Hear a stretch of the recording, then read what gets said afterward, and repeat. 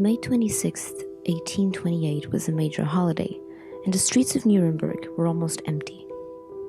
Until a shoemaker noticed a strange boy of between 15 and 18 years old, dressed in coarse peasant clothes, pantaloons, waistcoat, grey jacket, and a handkerchief with the initials K.H. embroidered onto it. He walked strangely, as if drunk, and his boots were so torn up that his feet peered through, mangled from the road. Casper was about 4 feet 9 inches tall, had light brown curly hair, and was stocky with broad shoulders. His skin was fair and delicate, void of a sickly complexion. His hands were small and soft, his blistered feet barely showing signs of ever wearing shoes. Casper also had a wound on his right arm, and some say a vaccination mark, suggesting an upper-class origin. His round, felt peasant hat was lined with yellow silk, and the pair of high-heeled boots he wore didn't fit. His jacket was made of cloth, and the vest, linen. He carried a small envelope containing gold dust and prayer beads made of horn. In his pockets were printed religious texts and a small spirit manual entitled The Art of Replacing Lost Time and Years Badly Spent. The only clue in his possession was a letter, one he had clad tightly upon arrival, addressed to a cavalry captain. The men who first found Kaspar Hauser helped him find the captain whom, not knowing what to do, or whom the boy was, brought him to the police. When questioned, Casper knew only to answer, "Don't know," or "Take me home."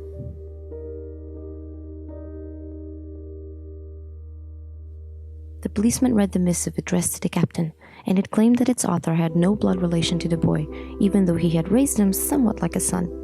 It also noted that since 1812, 18 years now, Hauser had not gone a step from the house in order that nobody might know where he was brought up. The mysterious note went on to say the boy could read, write, and wanted to become a horseman like his father, although the author said Casper did not have parents anymore, and if he did, he would be a learned man. The letter ended ominously with, "If you can keep him, you'll have to butcher him or hang him." Deciding to investigate further, police gave Casper ink and paper for him to write, and to everyone's surprise, he wrote the name Kaspar Hauser in firm, legible letters.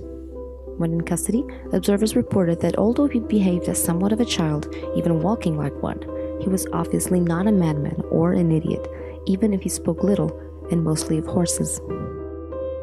As people around him tried to nourish him, they found Casper was repulsed by all food and drinks except bread and water. He was fascinated by his reflection in a mirror, which he tried to grab in vain. The flickering embers of a candle seemed fascinating, tricking him into hurting himself as he attempted to catch them. A second letter was later found in Casper's grasp, this one, it seemed, written by his birth mother, addressed to the author of the first missive, most likely as she gave him up as a child. It said he had been born April 30th, 1812, and named Casper. His father was dead and had been a cavalry soldier, belonging to the same regiment as the captain the first letter was addressed to. The writer of this note claimed to be a poor little girl who couldn't possibly feed the boy. When the police studied both letters closer, it was discovered that they were probably written by the same hand with the same ink and paper.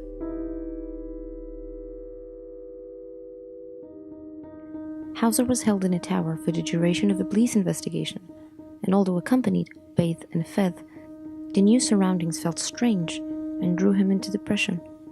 Even as he learned to communicate his thoughts and memories a lot better than before, the authorities' investigation into Casper threw a blank.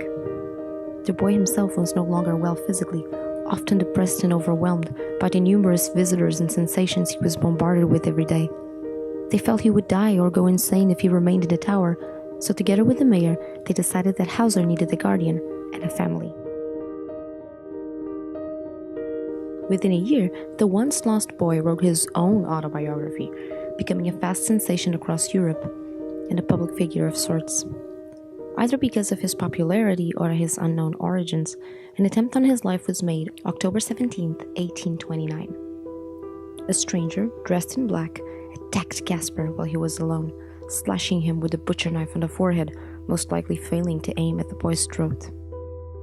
Because of this, he began jumping from custody to custody, leaving Dahmer that was already getting old and unable to give Casper the sense of safety he needed, as decided perhaps not by him, but higher power and the government itself. This displeased Casper greatly, and he found in a man named Lord Stanhope, a British nobleman, a vision of a future in England, as promised before by the Lord when he was trying to befriend Hauser. Casper, now a ward of the city and under Stanhope's care, began to realize the Lord had no real interest in him, as Dahmer once shown. And by December 10th, 1831, the nobleman had acquired permission to leave Hauser in a town 50 miles from Nuremberg to be tutored by his friend, Dr. Meyer. Casper was lonely and unhappy under Meyer's wing. It is said he was a mean and strict schoolmaster who constantly accused him of telling lies, shouting at him for not concentrating enough on his lessons. Meyer was determined to make Casper into a devout Christian and threatened him with damnation would the boy choose not to follow his religion. Stanhope left Hauser to himself with Meyer January 1832, promising to return and adopt Casper, but never doing so, as they never saw each other again. While staying with Meyer, the once lost boy began work as a copying clerk in a law office.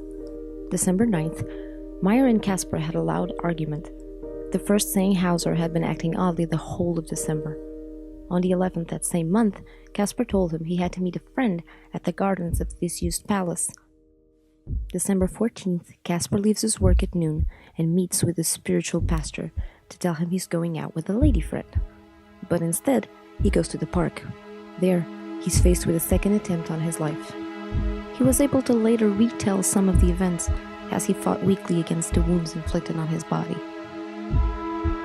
Casper said he was tricked into going alone to the deserted gardens with the promise of information about his mother.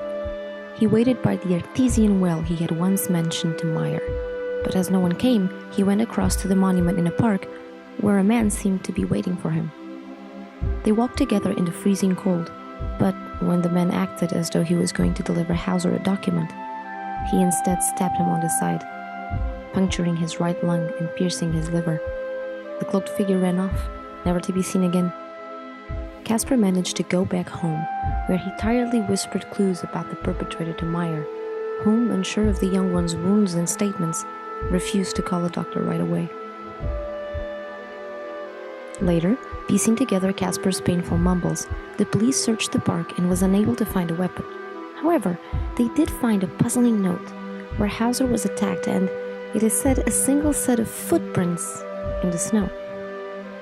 The note was written in mirror writing, and it said, "Hauser will be able to tell you how I look, where I come from, and who I am. To spare him from this task, I will tell you myself. I am from the Bavarian border, and my name is M.L.O." Kaspar Hauser died December 17th at 21 years of age. A huge reward was offered by the Bavarian king on information leading to his killer, but no evidence was ever found. Casper was buried in a quiet church courtyard where his gravestone read, "Here lies Kaspar Hauser, riddle of his time. His birth was unknown and his death mysterious."